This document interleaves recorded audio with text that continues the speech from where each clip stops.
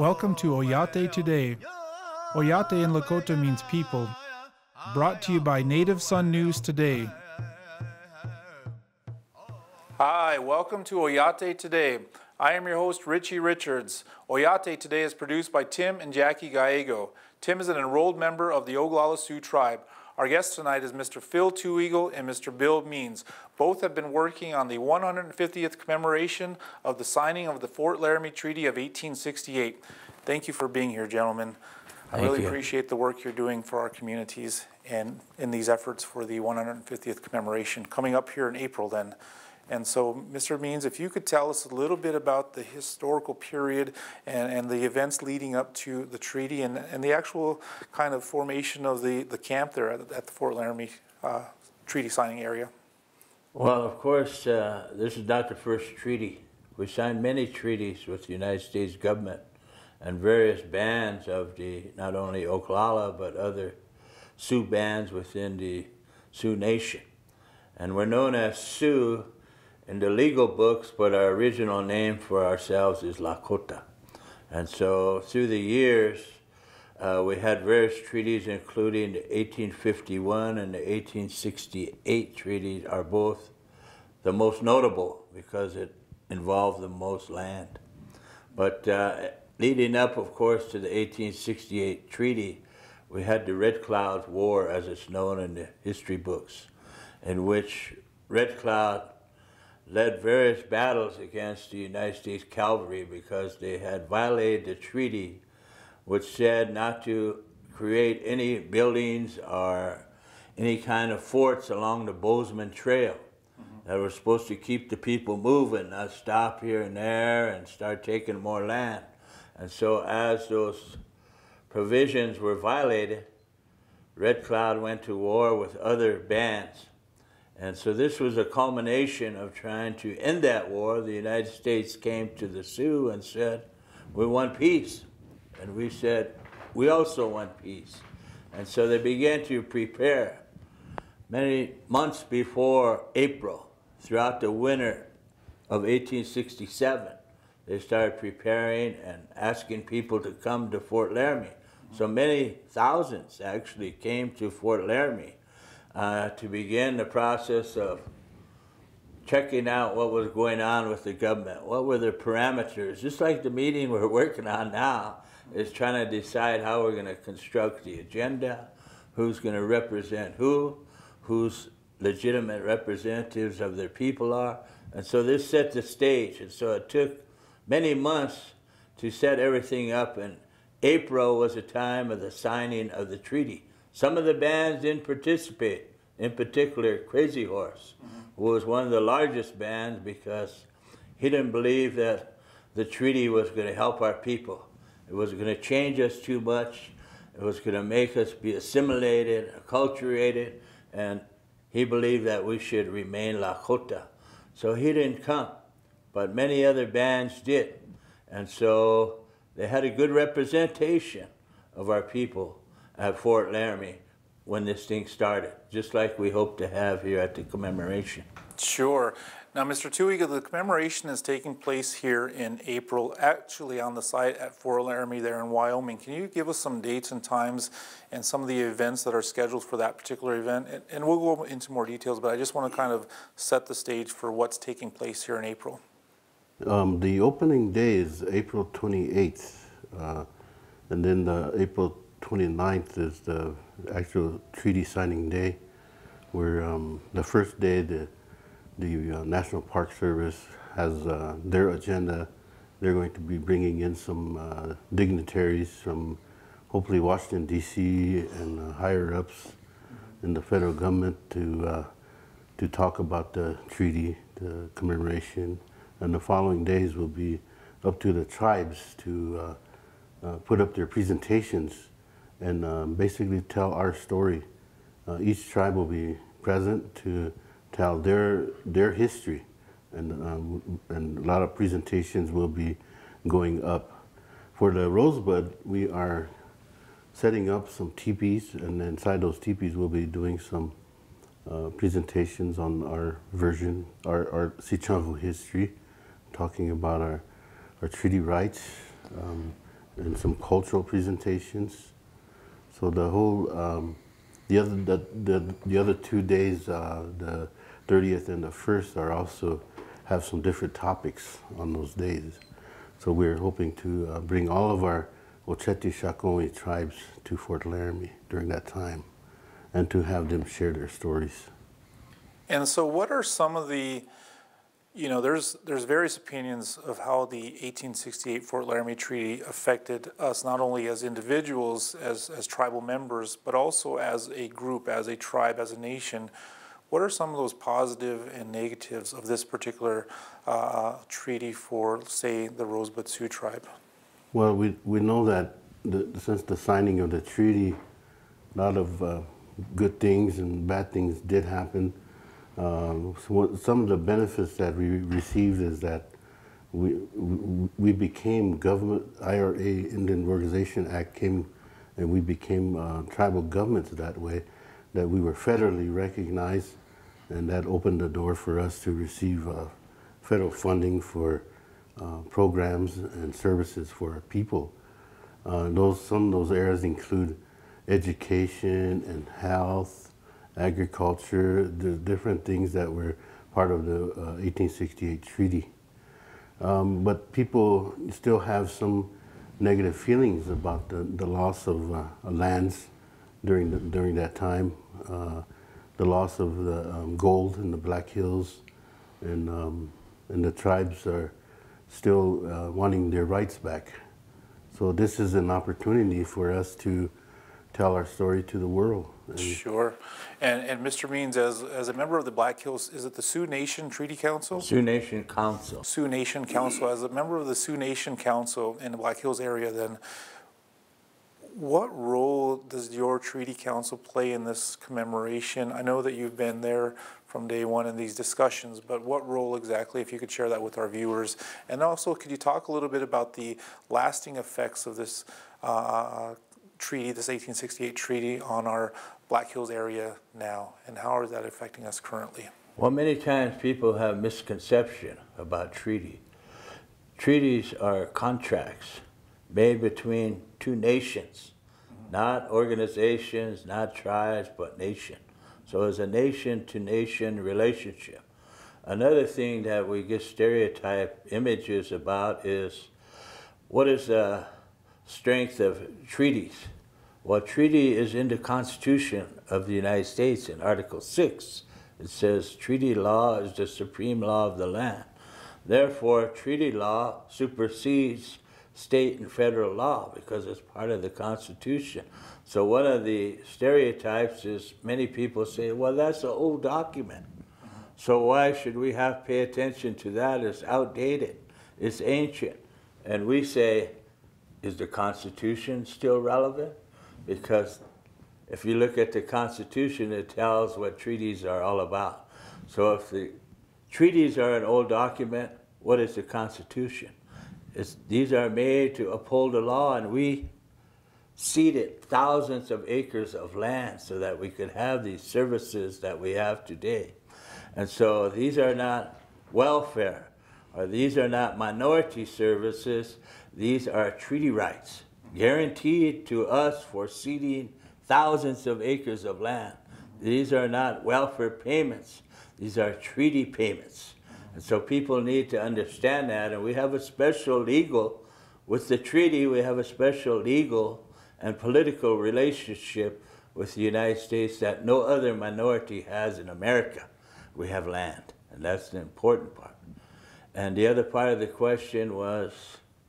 As regards to the role that the Black Hills played to our nations and the surrounding tribes in this area, what role and how important is the Black Hills to the Sioux people, to the surrounding tribes as well? And I don't mean Sioux, I just wanted to make that a reference anyway. Of course, the Black Hills means as much to our people as the Vatican means to the Roman Catholic Church, or what Jerusalem means to Christians, Muslims, and Jews. The Black Hills is our place of creation.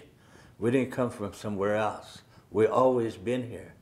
And I remember back in '81 when we had Yellow Thunder Camp, they brought in some archaeologists and anthropologists because they said these Black Hills only became sacred in the 1920s when they produced a brochure at the state government in Pierre. And in that brochure, the Indians said these lands were sacred, so we just started making them sacred in 1920. Yeah. In reality, the opposite is true. It's always been sacred territory because where we were created as a people. And so when people talk about creation, our story is right here. It's not in some other country. It's not in some other area. The Lakota are from the Black Hills. We come out of Wind Cave is one of the prophecies. Sure. So that's the origins of our people is right here, and that's why the Black Hills is so sacred, because that's where we started. That's where we became human beings. Sure. Thank you, Mr. Means, for sharing that. We're going to take a break. When we get back, we're going to learn a little bit more about the collaboration and the efforts that have come together in order to make the 150th commemoration possible. So we'll be back after a word from our sponsors. You can't predict life's ups and downs. You just give it all you've got to stay on top. But it's easier with a partner like Security First Bank. Since 1898, we've been riding with you through the country's biggest ups and downs. And this is where we'll stay. Security First Bank, a relationship you can count on. Member FDIC.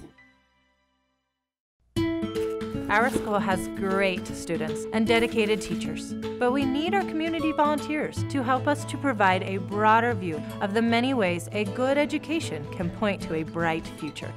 Did someone say volunteer? Our team at Black Hills is here to help. In fact, we sponsor events and projects, and our employees volunteer for organizations throughout the Black Hills, including partnering with schools to help students learn more about life outside the classroom. Extracurricular, extra fun. Native Sun News has been voted the best weekly newspaper in its class for 2015 by the South Dakota and North Dakota Newspaper Associations. You can find a copy of the Native Sun News at many businesses and vending machines in Rapid City and the surrounding area, and on all 9 reservations. We publish every Wednesday, so advertisers and subscribers can reach our diverse readership by calling 605-721-1266. The Native Sun News covers the other side of the story.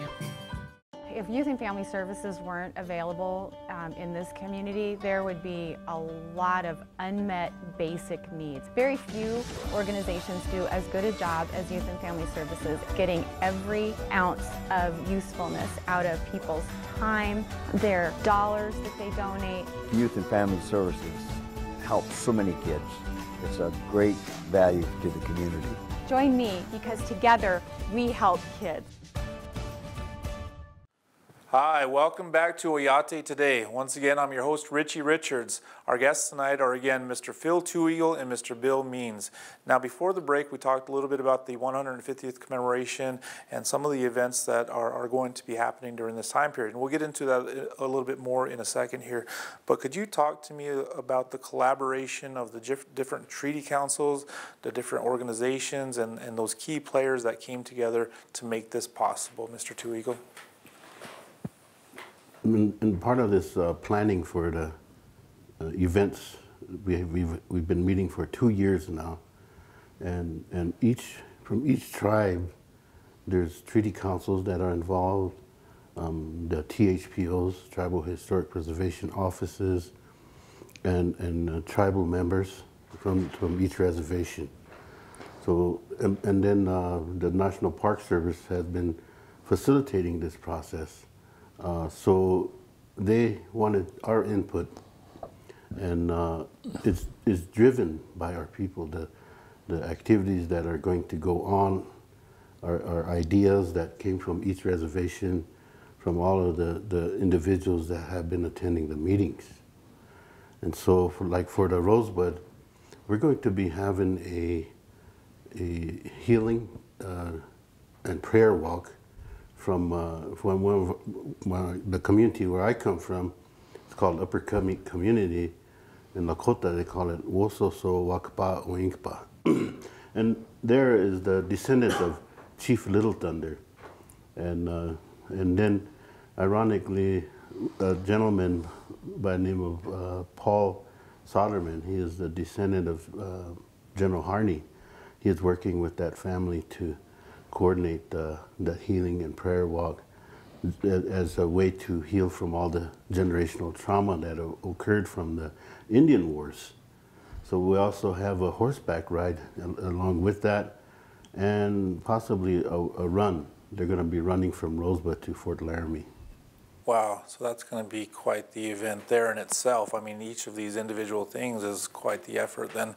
And so could you tell me some of the other treaty councils that you're working with, some of the other key players that's involved in this?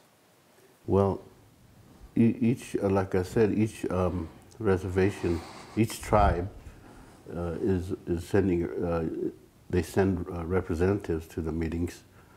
And it just doesn't include our Oyate, Shakoi, the Lakota tribes. We also have other tribes from the Oyate, Shakoi coming, System, Wahpeton, Santee, different, possibly our relatives in Minnesota who are interested. And we have even of our Sitting descendants in Canada will be coming to attend the event. This is a large event, and this is a very special occasion. And Mr. Means, could you, in our last segment, you talked a little bit about the gathering of the tribes and the people during that time period, but you all had also been to Fort Laramie recently in the last couple of years, and you talked about how I guess there's still some historical buildings from that time period there. So could you talk about the landscape there, some of the layout of the land there, and how all of that is going to play into this kind of sacred moment? Yeah, it's become a special place in that the Park Service has recognized it as a very historical, significant site. And so they tried to reconstruct, in some cases preserve the buildings that existed there, barracks and other things, but it's basically flat with rolling hills. There's a dry creek bed there, and it's like you're out in the middle of nowhere. And because of the lack of buildings, and there was never really a city built around there, or a town even. There's a town several miles away. But when we went there before, it was for a treaty meeting of people getting together without the federal government, just as a commemoration of our own.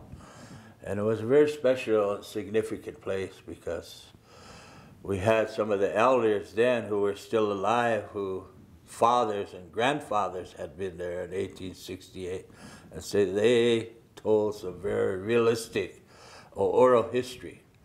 And you could actually feel that you were not alone there, that you could feel the presence, seemed like, of ancient ones that came back to visit that historical place, because this is the place that began the process of Indians and non-Indians coming together in a peaceful way to decide the future. And so our people feel that is actually a sacred place. But on the other hand, we feel that it was also the beginning of assimilation, acculturation, as Crazy Horse said. So it's two worlds there.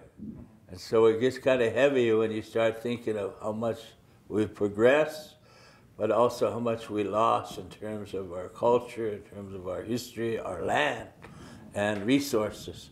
So you get dual feelings there about history, about the present day, about the ancestors that were there, including, like he says, General Kearney, General, can't remember the generals' names, all of them, but there was quite a military contingent there, as well as our great leaders that were there, many chiefs from many tribes that came there. They said it was numbers of 2,000 to 3,000.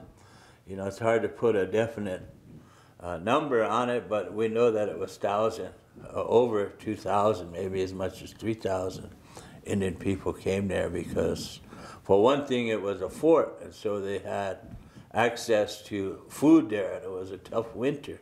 Where before we were relegated to the reservations, that period was coming, and we wanted to know, what is all that about? Because the reservations were formed in 1889 in that area. And this was 1868. So we're talking about, you know, maybe 20 years. Of that survival on the reservations. Yeah. So it was a very difficult time, but on the other hand, historic time, and you can feel it when you're there.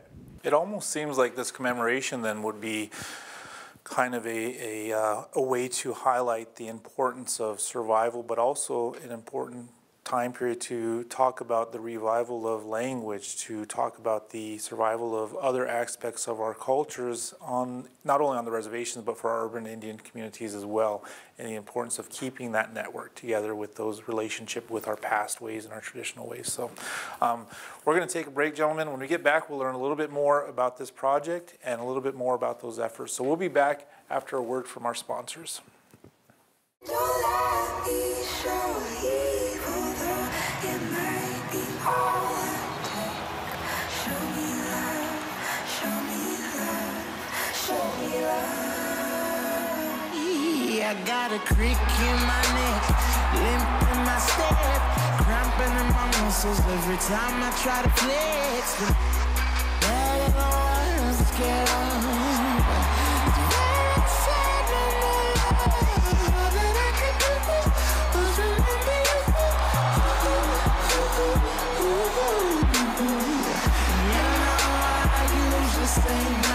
But if you throw me love, I'll feel it some more. Let me show cruelty, the hand of love can make. And don't let me show evil, though it might be all I take. Show me love. Every day, every day, every day.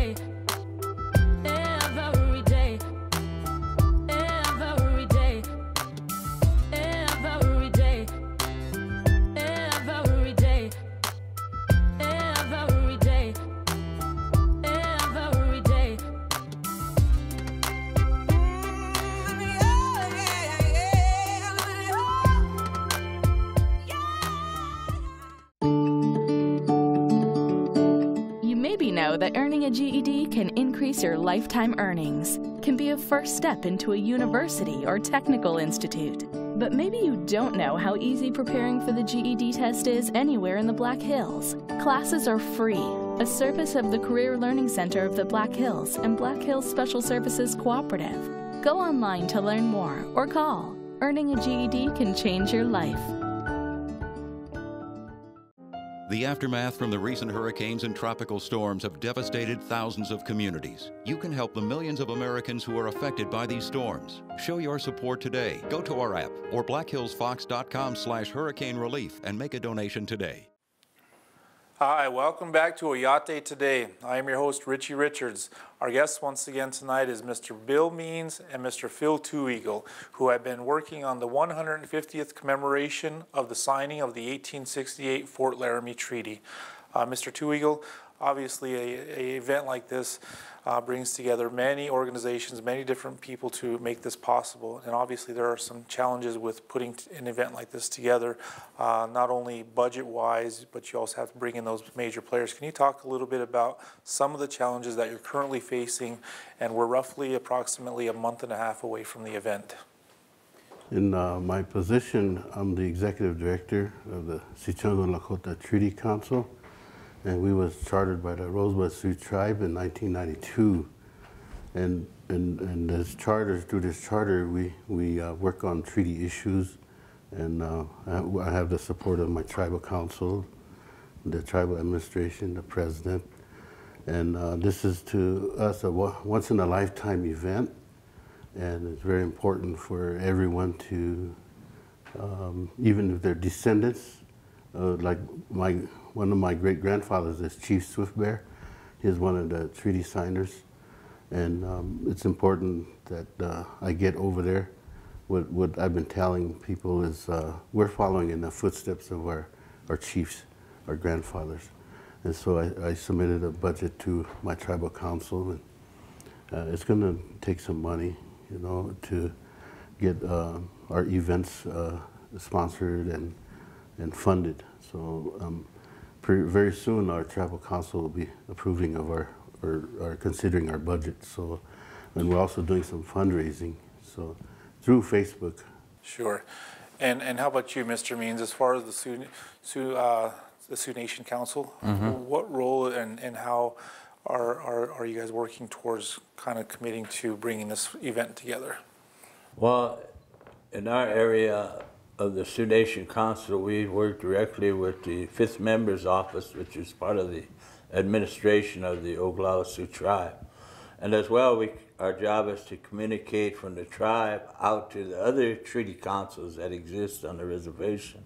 Almost each community, I know we have about 4 treaty councils on the Pine Ridge Reservation, so we try to communicate with them about this event and ask them to come to the meetings as well to help things come together in a unified manner. And so it's been difficult in many ways to bring this unity, but it's building slowly.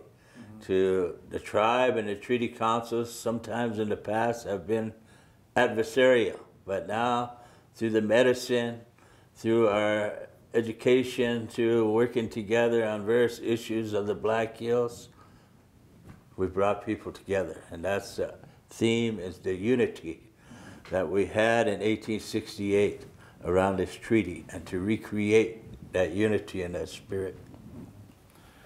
Gentlemen, I want to thank you very much for the work that you're doing, the work that you've done up to this point, and the work that's going to be done at the event and thereafter. So I appreciate everything that you're doing.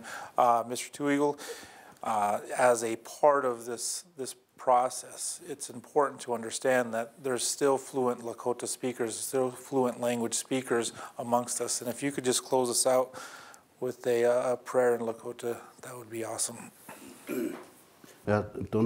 Anagopta Nagabla na Yuha Wopila Chicha Pelo, Watcheke Wachimamcha, Takun Waglus Nahachi, Emetic to Zapo. Hoate Wakantaka, Le Petoki, Tokea Wonshila Chichila Yonkon, Wana Wopre Wankarapi, Oyate Ikpahita, Kiwanjila, Inaji Wonchimna, Hetzelogna, Taku Waste Unkachim Pikelena, Hesapaki Hektake, Unkiki Chipi. Na teata tiwahe lohapi ki lena wichoza ni na wangla ke wastikte tako waste na dagni shichikte ni mitako yasi. Thank you, Mr. Two Eagle. Mr. Means, thank you for everything you're doing. I'd like to thank Prairie Edge for hosting our show. I'd like to thank our sponsors, our producers, and I'd like to thank you for making Oyate today a part of your night.